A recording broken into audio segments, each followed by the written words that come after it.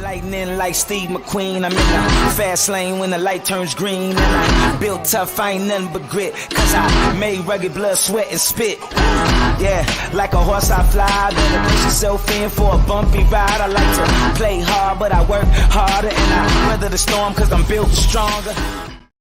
What is up, ladies and gentlemen? We are back. We are live. It is the Freight Coach Morning Show, the top morning show in transportation, coming to you guys every single weekday, 8:30 a.m. Pacific, 10:30 Central, to break down some industry headlines and, most importantly, provide some actual insight into what you can do with all of this information. If this is your first time tuning in, welcome. This is the real side of freight, ladies and gentlemen. What do I mean by that? I mean, I only speak to transportation professionals on this, as well as my twice-a-week long-form podcast, you guys, so we can put the right information out there that you can apply, utilize, and see a meaningful difference in your business and your life. It's one of the many reasons why I proudly fly this American flag behind me every single day. A, we're the greatest nation on earth, but B, I'm living my American dream, and I want to help each and every one of you live yours as well. I got my man Adam Wingfield is going to be joining us here in a second, you guys. And again, we're just going to talk about the reality of some stuff and what's going on out there. I'm like, if I'm a little disheveled this morning, I got a lot of shit going on. Got some freight moving. Like I said, you guys, this is a real side of freight. I'm building my business. I'm out here doing it with you guys literally every single day. I'm in the fucking trenches with you guys trying to make all of this stuff happen. As always, you guys, I got to give, before we get into anything, I got to give a shout out to my friends over at VHub. You guys, vhubapp.com. Whether you're a broker, carrier, or a shipper, we all need access to trailers. And the best part about with what they have, you guys, you get paid to move these trailers. That's on top of the revenue that you can get by loading these trailers out, you guys. So if you're a small fleet or an owner operator, you don't have to shut your business down anymore if you guys have a trailer in the shop. So what they're working on right now, you guys, is they have some trailers over in Staunton, Wisconsin, going over to Milton, Ontario. And it pays $350 per trailer US. And what this does, you guys, is this gives you an opportunity to create a drop trailer pool for one of your customers or sell that solution to one of your prospects. Like, it's not that far to bring those down to Chicago. And I know there is a ton of freight that moves between Chicago, Illinois, and the GTA, the Greater Toronto area, you guys. So you can do that and move those around in there. They also have the exact same thing out in Paragould, Arkansas, going up to Mississauga, Ontario. And again, that pays $730 US. And, same situation, you guys. You can move them over to Nashville, Louisville, whatever that looks like. They just got to end up over there in Canada. And then finally, they got a bunch of trailers over in San Diego, California, going to multiple locations, you guys. They got them going to Atlanta, Chicagoland area, Indianapolis area, Concord, North Carolina, Joplin, Missouri. They're literally going all over the place. So hit them up, you guys, vhubapp.com. My friend Stacy Steen, she's already in the audience. You can hit her up. Hit up Zach Lonergan. Just do me a favor. Let them know that the Freight Coach sent you. All right. Without further ado, my man Adam Wingfield is coming back on. Dude, what's up? What's good out there? Man, it's great, man. It's a little bit of cool weather leading up to. I'm hoping we get a little bit of relief before the summer kicks off, but I'm enjoying this. How about you? Oh, dude, it actually has been raining here in Arizona at night for the last couple of nights. Wow. Yeah, dude, it's you live in Arizona, so like I got a pool, right? Like it's 110 degrees, and like I cleaned out my pool last night. A storm rolled through, got filled back up with shit. So it's like, all right, gotta get back out there. But dude, it's cloudy out here today, man. It's kind of wild because it's man, it's like no joke. The first summer I lived down here, I moved down here in December of 2019. So the summer of 2020, it was like the hottest summer on record, man. It was like 100 straight days of 110 degrees. Wow. And I was like, shit, I don't know if this is the right thing. And now for the last couple of years, though, dude, we've been seeing weather. We've been seeing rain. We've been seeing all that stuff. So I love it, man. I'm not going to complain. Wow. That's incredible, man. That's incredible. So, dude, what's going on out in your world, man? I mean, every single day that we pull up news headlines. So I'm not going to break down any articles with Adam because Adam and I don't need any specific thing to get the conversation rolling between us. But man, you see it all the time. What's going on and everything. So like, how are Adam works with a collective group of owner operators. Adam coaches them up. He helps keep them profitable. What are you hearing out there, man, from your team? Man, it's a mixed bag. Obviously for those owner operators and small fleets that are really they just built their business on the spot market. Then especially the ones that built their business on the spot market post 2020, they haven't seen conditions like this before. And, quite frankly, there's some truth to that. This is, a different dynamic, but I would say that there is hope in a lot of people's areas that, we might be at the end of the storm, and there's some sunlight somewhere. But I think that this is a lot more of a learning experience for folks too, as well. And I'm hoping that from a perspective of just being able to understand the importance of really just diving in and creating the right business, that people focus more on contracted lanes and building better relationships with brokers and things as such. I think there's a lot of things I've been exposed to, right? So freight fraud is being exposed. It's almost like, you said you got a pool, and hey, in the middle of the summer, if you go out and just drain your entire pool, I'm sure you'll find things at the bottom that you didn't know that actually were living out there and swimming in it. And I think that the same thing within the freight market, man, you're seeing a lot of fraud out there. You're seeing a lot of bad players. You're seeing a lot of things that are happening. I think also some of the things that we're seeing again is now all of a sudden these protests are starting to surface up again. So now they're out there marching and really kind of like banging the pavement on that. Road check was just wrapped up yesterday. So we got some folks that really went through and did really, really well in road check, which I'm really, really proud of. So, but it's just, just up and down. It's just like anything else. It's just like, just like an overall market. Yeah, man. I think that's really the message that, I'm always really trying to get out there, right? Is a lot of what we're seeing out there, albeit not fun, like I'm not going to try and sit here and be like, oh, it's fucking great.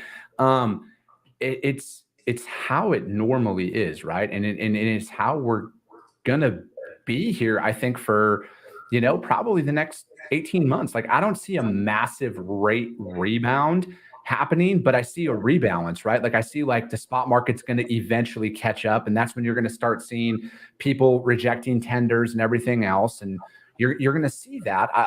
My assumption is it's going to be later this year, because I think you already saw even through DOT Blitz Week, like, yeah, not a lot of guys shut down like they normally do during this week because of the way that the market's been operating, but rates have started to increase for dry van and reefer, at least from what I've seen and heard out there in the market. And what I think is going to happen is obviously the next 2 weeks are a holiday, right? Like, no matter how you want to spend it, next weekend's Memorial Day. Drivers are going to want to be home by Thursday, right? So those rates, it's going to start creeping up. And then the following week, same thing. Drivers aren't, if they're taking the weekend off, man, they're not going to start driving until Tuesday. And I think that that's going to help breathe a little bit of life back into the spot market for those drivers, right? Because people are going to be shutting down for the holiday and everything. Yeah, and also, Walmart, they released their earnings yesterday or day before yesterday. Walmart had a solid first quarter. TJ Maxx had a solid first quarter. So those are the folks that really kind of drive some of the dynamics. Some of the concerns, obviously, was Home Depot had their worst earnings in 20 years, and obviously.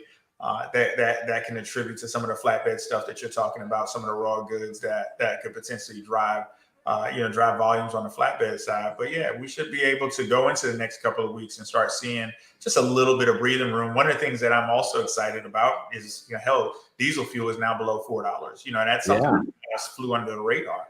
When you think about it, and there's a gentleman that's within my program, we were just comparing. I mean, he's got a Mack Anthem.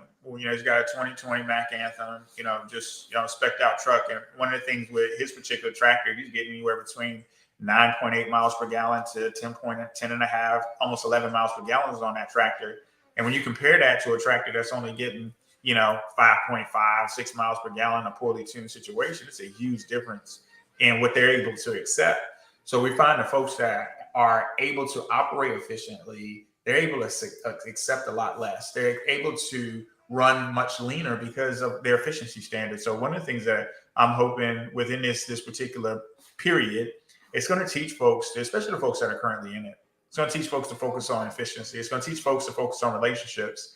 And we've been preaching that for beginning of time. And, you're going to have out with the old and with the new. But at some point, we've got to change some of the behaviors that are taking place and some of the behaviors that are causing these. And I think that, I think that the spot market is, finding where it's at. And even when you look at the numbers, this is not the lowest that spot market rates have ever been. It's just different. Yeah, I've lived in the the time, and I've operated in times where, you know, average spot rates were $1 a mile. Like, you know, this is just not normal to people that don't understand the dynamics of the trucking industry and how that plays about. Yeah.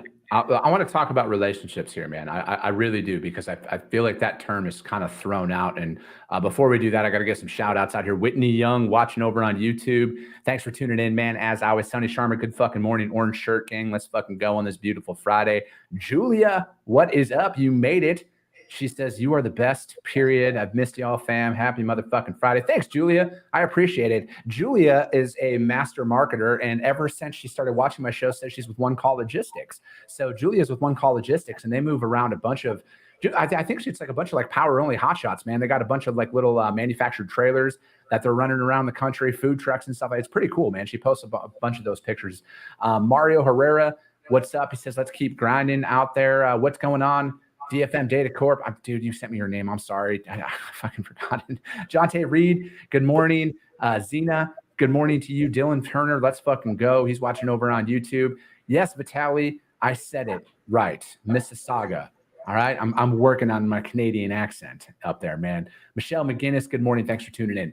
All right. So yeah, dude, let's talk relationships, because that word is literally thrown out there all the time. Yet it seems that a lot of people only preach it when it's not beneficial to them, right? Like, I know these last couple of years when, you know what, the free market operated the way the free market does, man. Drivers are getting $6, $7 a mile. Shit's looking good out there. A lot of brokers are preaching, oh, relationships, yada, yada, yada.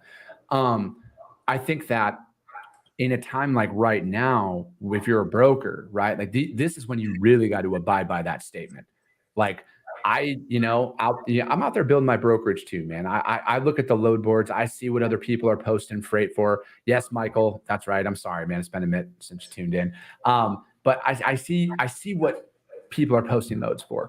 You cannot, and some of these companies that are posting these loads, it's not the individual rep, right? Like, I don't know, but these are the ones who are preaching relationships out there. Then why the fuck are you driving pricing down? Because I know you didn't bid that freight at that low. I know you didn't bid that freight at that low, because no customer would award that freight that low, right? And how, like, I got to challenge every broker out there, because the market's in your favor right now, right? The market's in your favor as a broker because capacity is loose.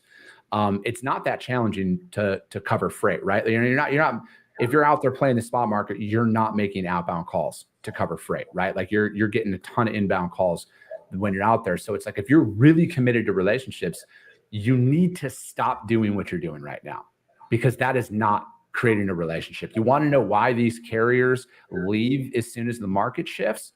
Because they know what you're doing, right? Like, these guys aren't dumb, you know? So I think, like, if you want to build sustainable partnerships with carriers long-term, and I know that you're not going to be able to get $4 a mile on freight. You're not going to be able to get that all the time, right? I understand that, but why are you purposefully driving down pricing? Why are you booking a carrier on a load and then going out there and reposting that load to try and find a cheaper truck? You can't say you're committed to relationships if that's the way you're operating. Everybody's not in the business to be in relationships, though, and not everybody in this business is not out there for the right reasons. And it's just like with anything in the free society, man. Like, honestly, man, like, when you think about some of the things that are missing out of this truckload industry and just trucking industry as a whole, transportation as a whole, professionalism has never been one of the standards in it. If you compare working in the transportation industry and working in the finance industry, you know, it's a different level of professionalism. And when it comes down to even relationships, man, and you spoke on it on a broker behalf, like, even from a carrier standpoint, as an owner operator, one of the things that I would always do is, even when I was teaming, my team driver, he wasn't big on, you know, being professional. So, you know what, anytime that we pulled up at a dock, I'm getting dressed, right? I'm making sure that I'm clean, I'm presentable, and I'm getting out and I'm speaking to the person that's working at the shipping office. I'm asking who runs shipping at. I'm building a relationship. I'm cutting jokes. I'm really trying to get to the point where we can have a conversation with the right person, so I can see if I can expand my operations from that particular perspective. But we got owner operators out here. Number one, they're saying that you can't find dedicated freight. I can't stand hearing that. Like, that's like my number one pet peeve. Like, don't tell me that you can't get direct freight and you got one truck, because that's a bunch of crap. Yeah. But these are the same people that say that because they can't do it, number one. But number two, the reason why they say that is because you can't take a shower and more than once a week to where you can actually go out and speak to somebody, or you're not taking care of yourself from the perspective of making sure that you're presentable, or you're not taking care of yourself from the perspective of being able to have conversations with someone outside of cursing or outside of having a non-professional conversation. And you want to come outside of your comfort zone, that's cool. But if you really want to run a business, you have to do things that you're not comfortable with. One of the things that you have to understand when you're running a business, you have to, number one, you got to be comfortable with being uncomfortable. But number two, and I believe most importantly, when it comes down to it, you got to love to do the things that you absolutely hate. When you think about from an athlete standpoint, I was watching the pregame of the Lakers game 2 days ago. I'm not a Lakers fan, but I was watching the pregame. Anthony Davis did not stop shooting until he shot 400 three-point shots. And you wonder why he's in the NBA and he's making $100 million, right? Because he's doing something that you and I'm not going to go outside and shoot 400 jump shots and not just shoot them. I'm not going to stop until I make 400 jump shots, right? So as a carrier, and you say, hey, I can't find direct freight. What type of rigor do you have? Are you gonna say, hey, I'm not gonna stop until I make 400 phone calls a day? That's a professional. I'm not gonna stop until I focus on making 400 relationships. That you have to establish something that you're not good at, and understand that you're not good at that. Get better at it. But then also you gotta love the things that you hate to do. And if that's, hey man, you know what? I hate calling shippers. If that's you and you hate calling shippers, how do you expect you to grow your business if you hate doing that? You're going to have to love doing it. And not only are you going to have to love doing it, you're going to have to fall in love with the process and not the destination. And a lot of people, they want to fall in love with the destination. Oh man, yeah, I got 100 trucks.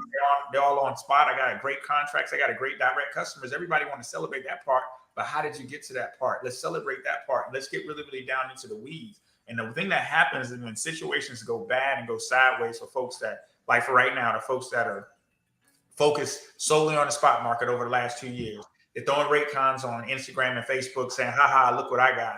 Now you don't see that stuff no more because you know what? They took the easy way out. They didn't establish a protocol. They didn't find a routine. And they thought that this was going to be a forever thing. And it's not. Truckloads of cycles. And everybody on this call knows that truckloads and cycles. I think the biggest thing you got to focus on right now is you're going to focus on your business, how to be a better business owner. Ultimately, forget the fact that you got a truck. Anybody can buy a truck. I can go and I can take 10 minutes with somebody that's 18 years or 19 years old right now and show them how to buy a truck. That doesn't make you a business owner. You have to get better at running a business. You have to get better at running a trucking company. You have to understand the importance of what it takes to run a trucking company. You have to love the fact that, you know what, if I want to be great at this, if I want to do something that is considered exceptional, then my actions, my activity, my rigor, my practice, the things that I do behind the scene have to be even more exceptional. Yeah, man. And dude, it's like, but you got to do it every single day, right? Every day. Every single day. And this is something that, I'm open with the struggles that I have in business, man. That's something I need to do a better job of in my company, right? It's like, I got to do the shit I hate doing the most every single day, because there's times where, I do pass some of that shit off. I'm like, fuck it, I'll just do it tomorrow. Right. And I am self-employed, right? Like I don't have to answer to anybody. I fucking answer to myself. And it's one of those things that when you're rolling, it's a lot easier, right? But like when you have those valleys, when like where some of the shit is right now, this is where it is the most important, right? Because again, anybody can do anything when it's easy. Anybody can run a successful business when money's just fucking flowing, right? But this market right now, this is what's going to make you more profitable in the next upswing. And that's the way that you need to look at it, right? Is because the next upswing is going to happen. But then what comes after that is going to be another time when it's just like right now. The next downturn is going to happen as well. That's how the free market operates. That's why I love the free market. That's why I love capitalism, is because there's an opportunity to make it in any market. And how you operate right now is so imperative to develop that discipline, to develop those habits of holding yourselves accountable. So when everything increases, you're going to increase your business that much more during that time. And then you're still going to be able to increase your business when the market drops back down again. You said a word that a lot of people as business owners hate, and you said accountable, right? And one of the things about in this market, and it goes for both sides, brokers are just as guilty of it as carriers are. Drivers are just as guilty as it as dispatchers are. Nobody wants to take accountability. It's always somebody else's fault. It's always somebody else's problem.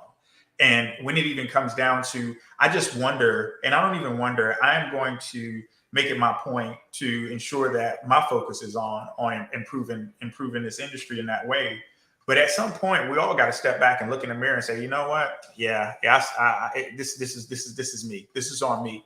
And I think that when you take accountability as a business owner, not only does it help you make better action, but it also will help your reactions to cycles, right? So one of the things that I was talking to somebody about yesterday is that there's a 4-letter word that's a verb that I think that shouldn't even be able to be considered a verb, and it's the word wish. Wish, when I think about an action, a verb is an action item. Let's take action. We're wishing that spot market conditions change. We're wishing that the market turns around. We're out here wishing that we're able to make connections, that we can create relationships to establish dedicated freight. But there's no action behind it, and that's the thing that I despise most. I want number one, and more importantly than anything else, one of my biggest wants is I want the industry to understand that, number one, it is relationship based. There's nothing that's going to change that. I don't care how much artificial intelligence that goes into tender transactions and how automated we can make things. But number two, this industry is not going anywhere, man. I don't care what you say. I don't care what anybody says. Like, at the end of the day, there'll always be trucks, and there's always going to be freight to be moved. Whether or not it's going to go in your truck, whether or not you're going to broker it, whether or not a dispatcher is going to dispatch it, but there's going to always be freight that's going to be moved by truck. And situations like this really it trims the fat. And I think that ultimately we got too fat. Look at C.H. Robinson's. They got too fat. They've been cutting. When you look at all of these carriers that are saying, you know what, I'm going to go out of business. You know what, I think I'm going to do something different. Well, the industry got too fat. And that has to happen. And there's nothing in a free society, there's nothing wrong with ebbs and flows. There's nothing wrong with that. That's just part of business. And I think the more we become comfortable and resilient to that, and we establish our own baselines and our own floors, the better off we're going to be. Yeah, no, I'm right there with you, man. I think that, and I can't speak for Adam, but I know Adam well enough to know that he doesn't want to see anybody go out of business just as much as I don't want to see anybody go out of business. No. Like we want to have everybody make it that possibly can, but that is the reality, right? Like, people out there are going to, because like at the end of the day, man, people got bills to pay, people got a family to feed. And if that means that, you know what, you got to go do something else, you got to do what's best for your family in those moments. But I think like that's what's so important about, and again, this isn't me trying to pump my stuff up, but it's the benefit of shows like mine and others that are like mine, that are putting the right information out there for people, right? Like, I'm not trying to sell you anything. Adam is literally giving you guys 20 plus years of industry experience of information that's coming out in this stuff on kind of what to do in these moments. And, one thing that's not talked about is creating your own freight market. You guys, like, this is a tough one. This is a tough one for some people to actually understand. But like I talk about it often, the national average is a relevant number, but it's not the number. The spot market, the contracted market, all that's not the only market that's out there, you guys. There is a massive underserved group of customers that are out there that don't get the attention, that are moving freight, right? That are needing real service providers to show up out there. I mean, how many sales reps out there can count on multiple hands of every time that they've called somebody and said, we're good with our current network? Is because somebody looked at things differently, right? Somebody looked at things and were like, you know what, I'm not going to play this way. I'm going to go after a certain group of customers or shippers, and I'm going to stick with that. And I'm not going to get pulled into the allure of, oh shit, this freight's moving right now and this is hot, I'm going to go do all that, and then not pay attention to those customers anymore, because it is riding the ups and the downs of every single market. It is continuously showing up, and it's developing a carrier base that never sees a spot market or a contracted market. It's developing a customer base that doesn't even know what the spot market is, right? Because they're coming to you because you provide solutions. And yes, I understand that it's competitive. Yes, I understand that it's hard and it's difficult to get there, but there is I would argue more people than not that are just fucking hoping that somebody comes along that gets it. So where they don't have to deal with the bullshit, right? They don't have to deal with the ups and the downs and the massive market swings and everything else. They want consistency. That's what they want. They want consistency. When you say you're going to be there at 2 o'clock, fucking be there at 2 o'clock. All right. When there's something that's wrong, don't wait until the last minute. Communicate. Actually abide by that. Because again, everybody's fucking the best communicator ever when it's going right. But how are you handling things when things go wrong? Because that is where you solidify relationships. Man, when you're, I mean, look at it like this. There's a lot of similarities to dating too, man. When me and my wife first got together, it was fucking hot and heavy for the first 6-7 months, right? Like we couldn't do anything wrong. And then you have your first fight. Then what? Right? Do you walk away in that time? Or you're like, you know what? I really fucking like this person a lot. I'm going to figure it out. And then that's how relationships are built. And it's no different in sales, man. I'm convinced, like, no, you can't convince me of it any differently, man. Dating in sales is fucking identical when it comes down to it. No, that's a great parallel. And, I think the results too, even when it comes to sustaining that relationship too, you got to continue to feed back into it. Right. So once you do get that direct customer, or you do get that shipper of choice, you got to make sure that you're continuously checking in and checking tabs and make sure that you're providing a service level that's necessary. And you know what? Competition is going to be out there every single day. Every day that you go out there, every day that you pull a load for a customer, there's somebody out there that can potentially do it better than you. You got to always show up. And I think that's very, very important. But I hate to see folks go out of business. I do. And I also believe that if you go into business too, though, you got to make sure that number one, you're going in for the right reasons. And number two, you're going to put the work in. Just because you go up and sign up for an MC and get a DOT number and do your hands like this, say, hey, I'm not going to do anything right. I'm not going to stay on compliance. I don't care about anything else. I just want to get on the road. You know what? If you expect to do that and expect results, then I'm sorry, that's not the way things work. But if you're an ambitious person, you really want to put the work in, you do the things that's necessary, you have the discipline, you have a relentless ethic behind you, then I think that you'll be okay. And I think you'll be successful in anything that you do. But this is just a marketplace that everybody has to get through. We're almost to the end of the cycle. And if it wasn't for, the boom of the pandemic and what we saw, I don't think that the narrative would feel so bad. But because you're out there getting $5, $6, $7 a mile out there, not more than a year and a half ago, I think that makes it sting a little bit more. Yeah, I agree, man. Well, hey, Adam's got to jump because he runs a real company, and we're up on time, so I'm trying to be mindful of that. What's the best way for anybody to reach out to you, man? Hey, you can head out to our website, www.innovativelogisticsgroup.io. You can find us on Facebook at Innovative Logistics Group. You can find us on Instagram at Innovative Logistics Group. Follow me on LinkedIn. I'm active sometimes. Sometimes I get active and sometimes I'm not, but you can follow me on LinkedIn. I would love to connect with you all as well on LinkedIn also. And you can also find us on Twitter also. So thanks for having me. Hey, anytime, man. If you got to drop, I get it. Hey, that's going to be it for today, you guys. The Freight Coach Morning Show. We'll be back on Monday as always. We go live every single weekday, 8:30 a.m. Pacific, 10:30 Central, to break down some industry headlines and provide that insight in there, you guys. I appreciate you guys all so much. Hit up my friends over at Green Screens, you guys. Hit them up, greenscreens.io, and have / the Freight Coach. Let them know that I sent you. You guys, I can't thank you guys all enough for the support and the growing support that you guys continuously show me on this journey. Again, you guys, I'm just here to bring the reality of what I've seen over my 12 to 15 plus year career in the industry, you guys, and bring others on who can breathe some life into it and some insight so we can keep people profitable. But that's going to be it. I appreciate you guys. I love you guys, and we'll be talking to you soon.